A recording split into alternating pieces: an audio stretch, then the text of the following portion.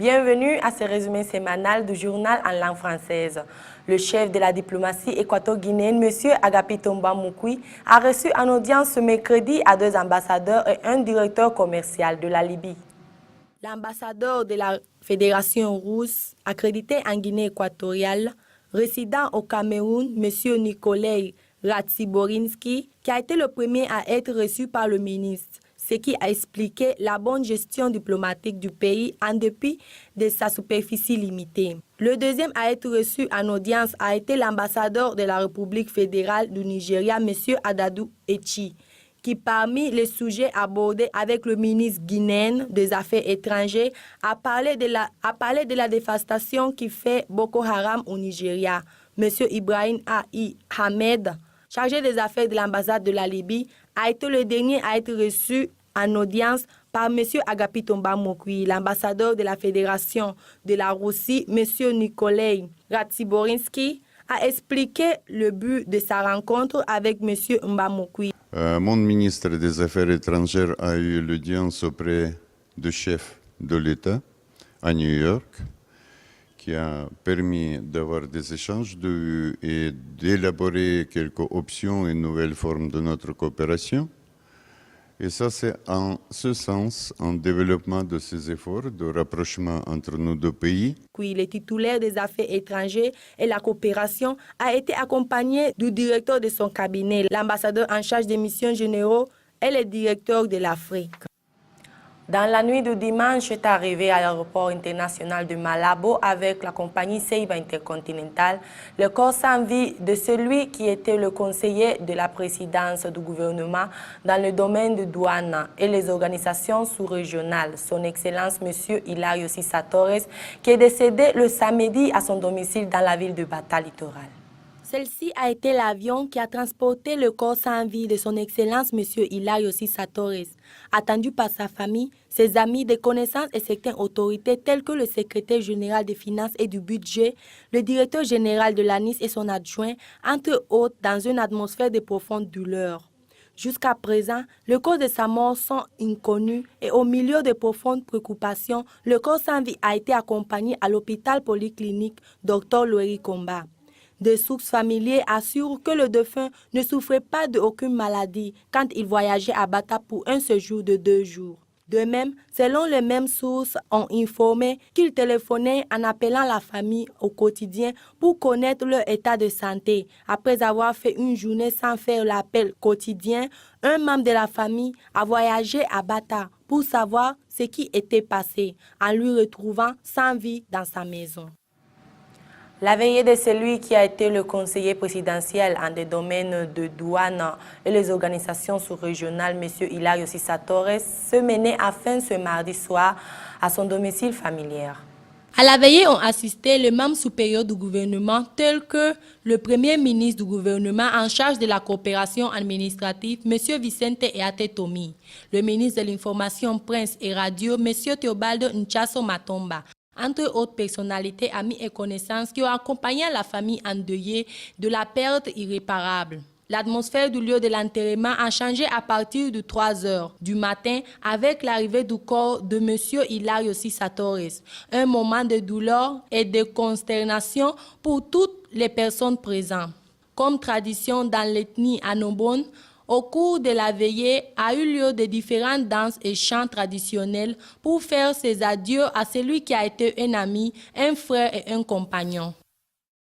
Le ministre en charge des transports et de la technologie, les postes et la télécommunication, M. Joaquin Elema Borengue, s'est réuni ce vendredi avec le conseiller de ce ministère pour planifier les activités de prochaines réunions de ministres des Transports de l'Union africaine qui aura lieu à Malabo pendant les jours 18 et 19 de ce mois de décembre. Les points abordés lors de la réunion du conseil directif du ministère des Transports, de Technologie, des Postes et des Télécommunications a fait connaître la situation d'être avec des entreprises fournissant des services et le transfert de fonds. Ils ont également présenté des propositions pour la création d'un comité de surveillance interne du plan des actions de sous-secteur du ministère des Transports, de la Technologie, des Postes et de la Communication. Guinée équatoriale accueillera dans le jour 18 et 19 décembre la conférence de ministres des Transports africaine et le titulaire de ce département ministériel, M. Francisco Umba Olo Bahamonde, qui assurera la présidence de cette organisation au cours des 2 prochaines années. Les membres du programme national de lutte contre le paludisme sur l'île de Bioko ont présenté ce mardi le guide thérapeutique mis à jour du paludisme après que le titulaire de santé a approuvé le 28 juin la résolution numéro 1785 qui a pour objectif accomplir avec les directives recommandées par l'OMS pour le traitement du paludisme en Guinée équatoriale. La santé présente le guide thérapeutique pour traiter le cas de paludisme dans notre pays Guinée équatoriale. Les nouveaux outils pour le membre du secteur de santé dans sa forme la plus simple comprend notamment la combinaison d'artesunate, ammoniac et comme médicament de première ligne, et met entre autres les combinaisons de l'artéméter avec l'umefatrine comme traitement de deuxième ligne dans les services publics et privés. Certaines des conditions mettent en évidence les manuels et l'utilisation du moyen oral de l'artesunate comme monothérapie pour le traitement du paludisme dans les installations publiques et privées de santé du secteur à l'échelle nationale. Le participant à la réunion qui a été présidée par le directeur général de la prévention de la santé, M. José Marie Assima, ont présenté des préoccupations au sujet de l'automédication qui est enregistrée dans plusieurs citoyens du pays. Mais tous étaient satisfaits de pouvoir profiter de la priorité des outils. On a aussi dit que pour préserver les applications effectives au niveau national. On passe à la partie sportive. La ville de Sipopo a accueilli ce mercredi le gala du tirage pour la Coupe d'Afrique Nations Orange Guinée équatoriale 2015, dans laquelle a été présent le chef de l'État, son Excellence M.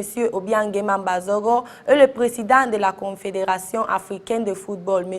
Issa Ayato. Après la réalisation du partage des accréditations dans la matinée du même jour, finalement, s'est connu le couple de match. La sélection de la Guinée équatoriale gagnant de la Coupe d'Afrique des Nations va jouer dans le groupe A avec le Burkina Faso, actuellement sous-champion du tournoi, le Gabon, le Congo-Brazzaville, alors que dans le groupe B vont s'affronter la Zambie, champion en 2012, la Tunisie qui a remporté le titre en 2004, en plus du Cap-Vert et la République démocratique du Congo. Dans le groupe C sont intégrés le Ghana, 4 fois champion, la dernière en 1982, l'Algérie champion en 1990, en plus de l'Afrique du Sud titulaire en 1996 et le Sénégal sous-champion en 2002.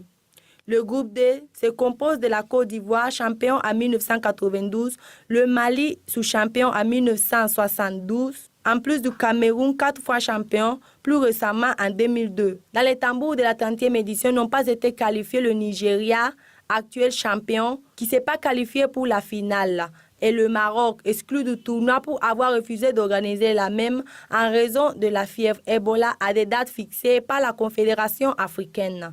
Les Jeux auront lieu le 17 janvier au 12 du mois de février dans le stade de Malabo, de la région insulaire à Bata, Mongomo et Bibeying dans la partie continentale et Rio-Muni respectivement. Le premier groupe A à Bata, la Guinée équatoriale, le Congo-Brazzaville, le Gabon et le Burkina Faso. Le deuxième groupe B à Ebibiying, République démocratique du Congo, le Cap-Vert et la Tunisie. Le troisième groupe C à Mongomo, Ghana, le Sénégal, l'Afrique du Sud et l'Algérie. Le quatrième groupe D à Malabo, Côte d'Ivoire, la Guinée-Conakry, le Cameroun et le Mali.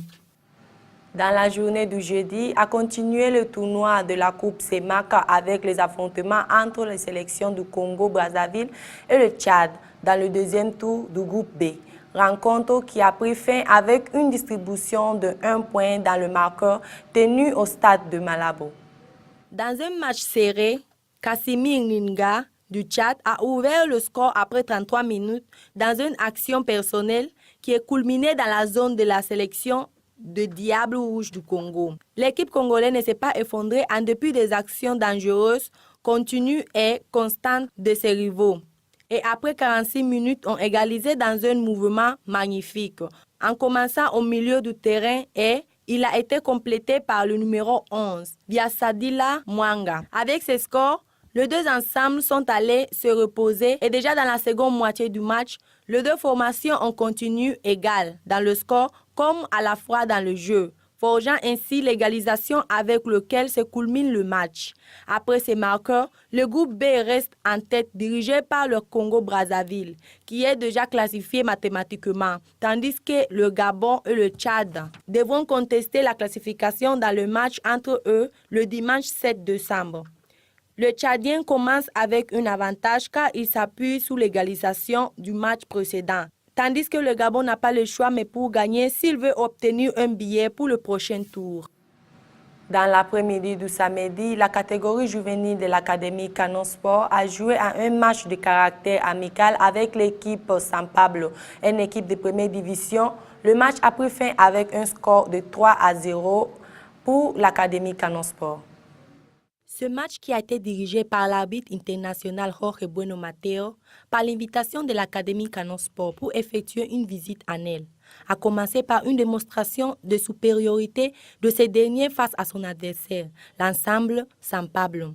Dans les premières minutes du jeu, il y avait de chances claires de marquer par les deux équipes, mais ce dont on jouit le plus ont été les joueurs de l'ensemble Canon Sport qui ont eu 6 occasions d'atteindre leur objectif.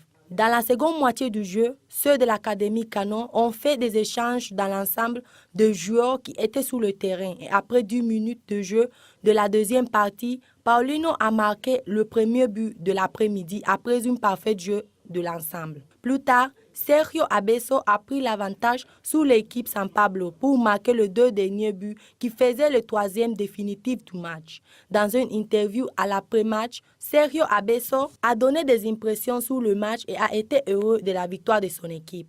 En outre, l'Espagnol Sergio Bueno Mateo, arbitre de la Ligue espagnole, a donné ses impressions sur le match et a ajouté qu'ils ont aimé leur séjour en Guinée équatoriale. Rappelons que leur visite en Guinée équatoriale est sous une invitation de la part de l'Académie Canon Sport pour observer et évaluer le développement qui est en train de mener l'école de football. Bueno a fait l'arbitrage de jeux de gravité élevée comme le Madrid Celta qui a été joué récemment et leur prochain match sera de Bilbao Cordoba qui sera joué la semaine prochaine. Après les premiers matchs de la Coupe CEMAC, le commissaire de la CEMAC, M. Juan Eudesteia, a offert une conférence de presse ce mardi pour faire connaître aux journalistes le problème et les propositions concernant cette compétition. Plusieurs points ont été discutés lors de la réunion, étant l'absence des fans des équipes dans le stade l'un des points les plus débattus. Point auquel plusieurs journalistes ont également parlé de la libre circulation. Quant à la question sur l'impact qui donne cette compétition, l'ensemble des commissaires ont déclaré que cette expérience est pour préparer le talent africain et qui ressortiront en dehors du continent. Au niveau des tickets d'entrée, M. Eudesteia a expliqué que ceux-ci sont à un prix favorable pour tous, quand ils prennent en compte que tous n'ont pas de ressources suffisantes pour se faire avec. Au fin de la compétition, soit visualisé dans un cadre international et non simplement local. Et il a expliqué qu'ils feront tout leur possible face à cette situation, bien que la presse des équipes qui composent la CEMAC doit également s'occuper de la publicité. Monsieur Jean Eudesteia ferme la conférence de presse en indiquant sous la chance qui se produit habituellement dans cette compétition dans laquelle l'organisateur s'est fait aussi avec la coupe. Comme a été souligné qu'il n'est pas une loi, mais celle qui tous le méritent. Le dimanche s'est fait l'aperture de la deuxième édition du tournoi de volleyball Play Heineken, avec laquelle la marque de bière célèbre ses 141 ans d'existence. 8 équipes et 4 matchs d'élimination directe sont ceux qui ont été joués sur la plage de Sipopo, dans une ambiance festive avec de différentes offres et cadeaux de la marque Heineken. L'équipe Basqueteros et l'équipe New Star sont ceux donc ont ouvert le tournoi dans un match où l'équipe Basqueteros ont été imposés dans le premier set par 10-3, même si à l'arrivée du deuxième set, l'équipe New Star a mis la pression sur l'équipe adversaire en mettant le match par 10-6. Et enfin, dans le troisième set, l'équipe Basqueteros se sont qualifiés pour le prochain tour en gagnant le 10-7. Dans le prochain match, Cheveux de Feu aux Cabellos de Fuego a été imposé aux gagnants dans les 2 premiers sets, classés mathématiquement avec un ensemble de 25 points à 20. Le Real Bon Sabal a fait de même en reportant le jeu contre l'équipe Techno-Wise pour un total de 27-23 points, grâce aux victoires de 2 premiers sets. Malgré leur défaite, les New Stars ont été classifiés pour leur demi-finale en raison du marquement de 2 dernières équipes. L'équipe Basqueteros contre Techno, Wise et Cheveux de Feu New Stars se feront face le dimanche prochain en demi-finale. Ici s'arrête notre résumé sémanal. Vous pouvez suivre nos services des informations sur le web www.asonga.com. Merci de nous avoir suivis. On se retrouve à la semaine prochaine.